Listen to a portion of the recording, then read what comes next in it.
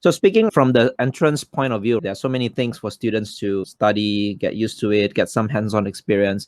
But on the other side of it, we are talking about maybe business owners, enterprise executives who are now having a big challenge in mitigating cybersecurity. The first thing is, of course, they need to know what are the risks that are available from cybersecurity point of view. And it's not necessary that everyone understands what are the risks because technology moves so fast. There are so many new things.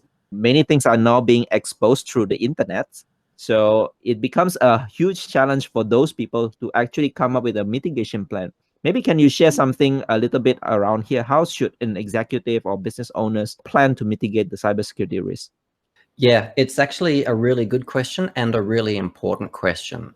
So the good news is that attitudes are starting to change, and they are starting to change for the better. And I'm talking about attitudes from the very top, the board, the C-level executives.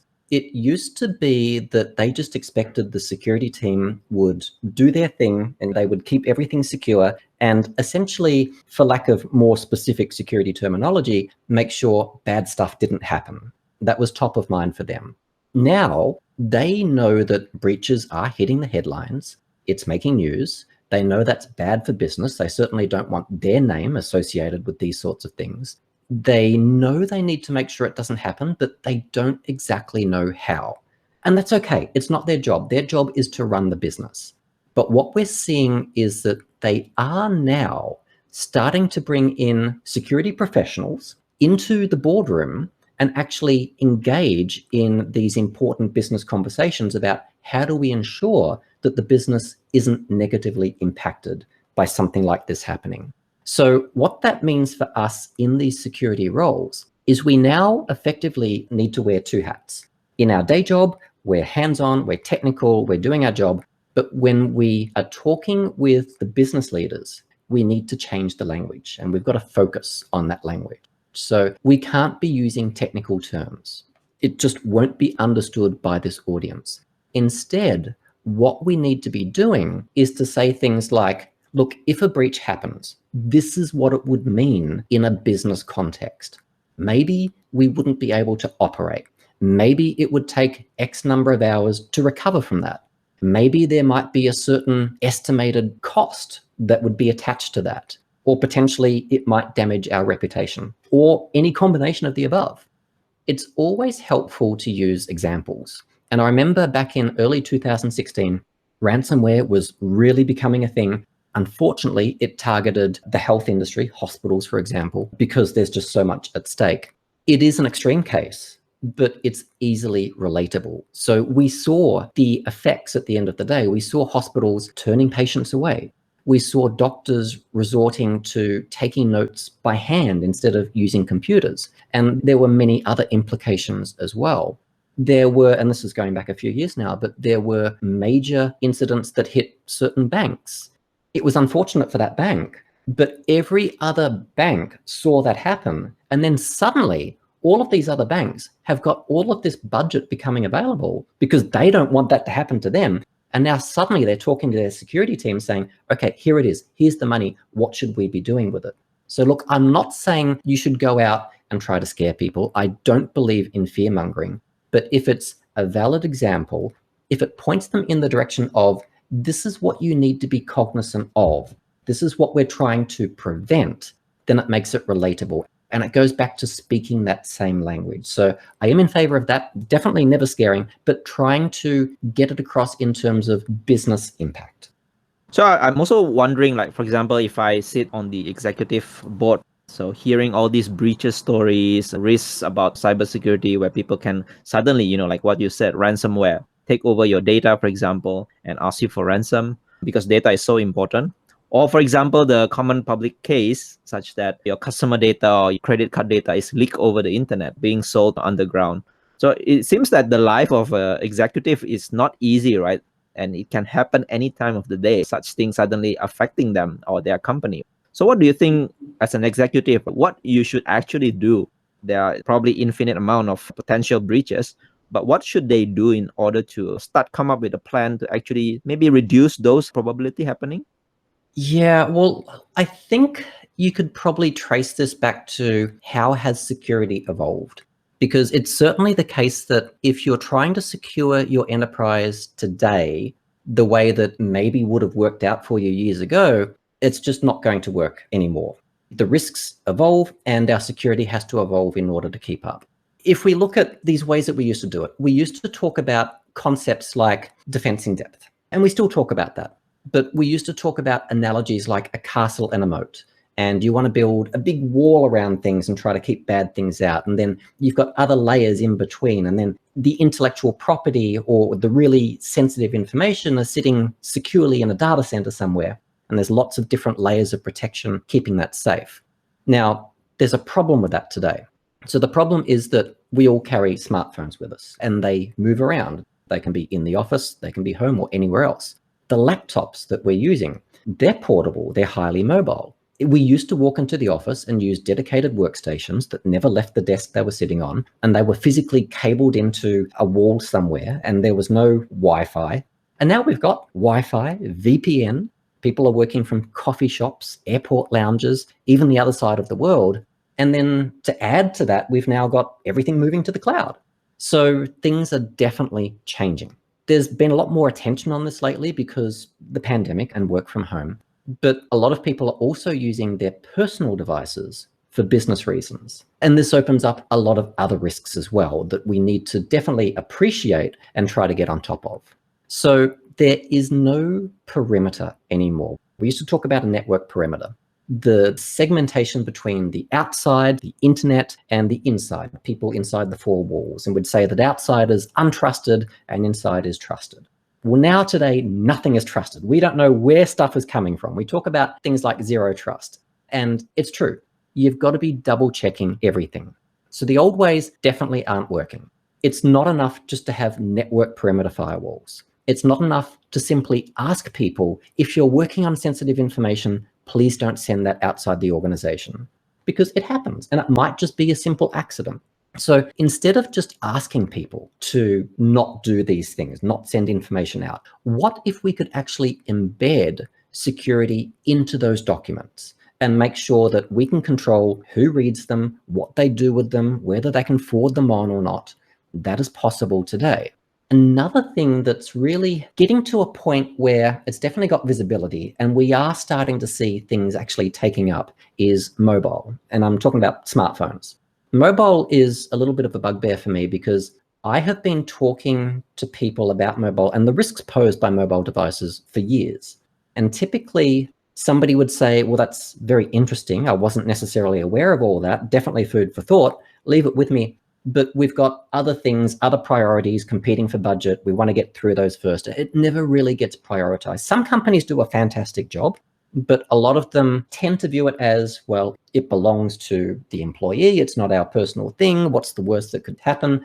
There is a lot of stuff that could happen. So there definitely are those risks. And if you think about it, you're using a tiny little screen. If something is trying to send you to a fraudulent website that looks really similar to a legitimate website, and if you used your big 30-inch monitor, you could see that nice and easily. On a little 6-inch screen, you're much less likely to pick that up. And then you've got other things like, if you're on a proper computer, you can just hover over a link and it will show you the URL of where it's going to go to. You can make a decision, does this look good or not? If you're on a mobile, you really can't do that. So mobile really is a very lucrative target for attackers because we all have them. There are lots of them out there, and typically they are under protected. We've typically got more protections on our laptops than our mobile. So it really is an area of risk for a lot of organizations. So coming back to the original question, you've got to be evaluating how things are evolving over time, where those risks are, what the attackers are trying to do, and make sure that the things they're going after and the things they're trying to do, we do have protections to guard against. So speaking about the pandemic, you mentioned to me as well before that due to the pandemic, many enterprises actually rushing into improving their technology to support the remote work and working from home, be it like the VPNs for the mobile. So people who are used to working on the desktop now, they have to bring mobile and all that. Because of this rush, there's a certain gap of security that are not handled properly, simply because they just want to operate normally first. They want people to be able to work remotely. So what is your take now? I mean, like a pandemic has been more than a year now. What kind of security gaps you start seeing from these people trying to improve and accelerate the working from home?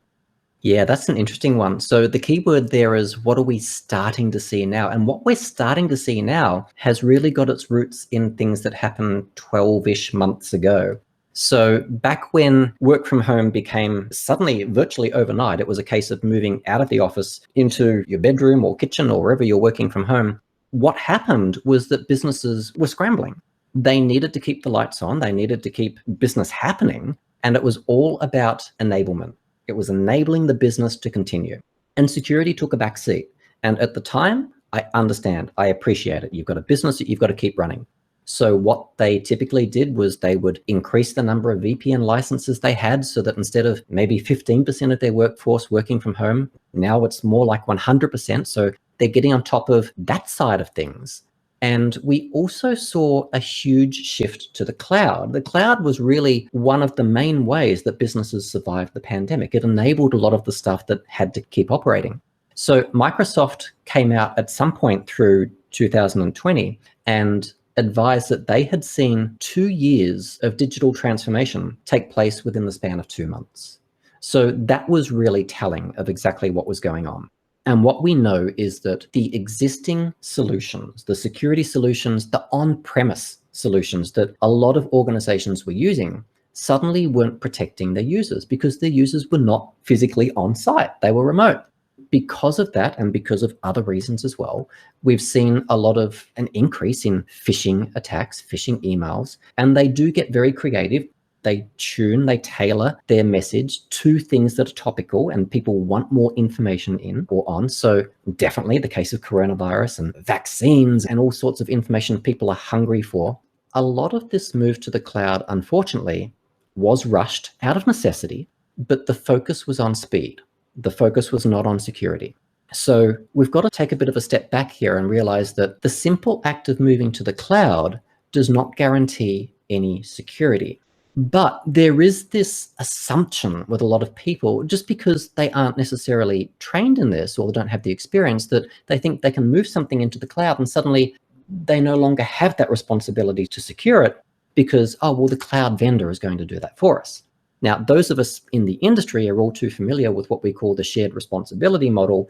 There are certain things that the cloud vendor will do, and there are certain things that the customer has the ultimate responsibility for doing themselves.